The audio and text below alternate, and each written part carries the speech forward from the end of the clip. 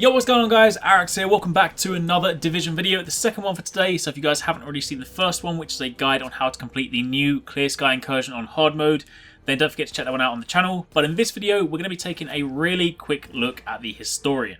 I will, as I've done with all the other named high-end weapons, follow up at some point with a more in-depth weapon review, but for the time being, I figured I'd put together a quick look video so you guys can see what the weapon looks like, what it has to offer, if anything, and ultimately decide whether or not you want to spend your Phoenix credits on it. So if you guys do enjoy this video, then a like would be super appreciated, and comment down below and let me know if you've got anything good so far since the 1.2 update has dropped. So to begin with, this is what it looks like. It's based on the M1A Marksman rifle, that's the classic one, not the first wave offering, and the M1A is again a weapon you can obtain in-game as an unnamed variant.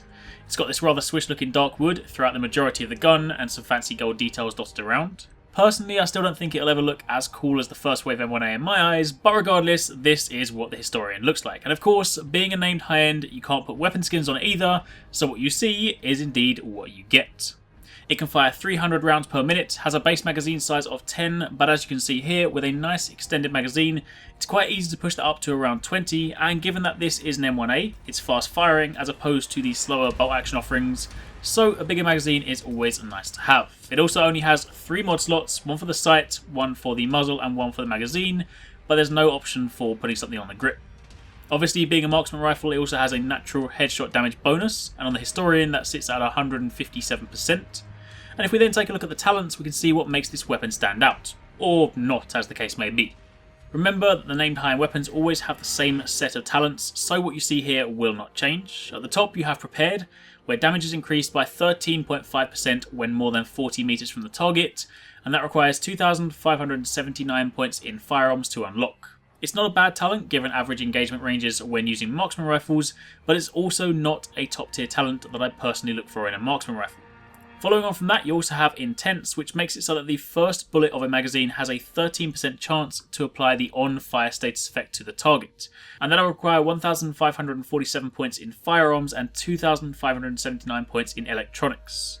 And finally you have Harmful, where each hit has a 13.5% chance to apply the bleed status effect, and that's your active talent, so you get that one for free.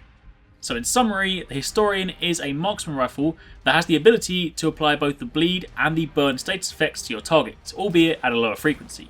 And sadly, that's just not good enough. Once again, another named high-end gets added to the trash pile. It's an interesting concept, but given that Intense is only on the first bullet, you'll rarely see that proc. And as for Harmful, well, with a good extended magazine, you'll get more use out of that than you'd think. But when you consider the current weapon meta and the available pool of talents, these just aren't worth picking over the other options. Not to mention that this will also set you back 886 Phoenix credits, and given that you now have things like new gear sets to buy, I personally think your credits could definitely be better spent elsewhere.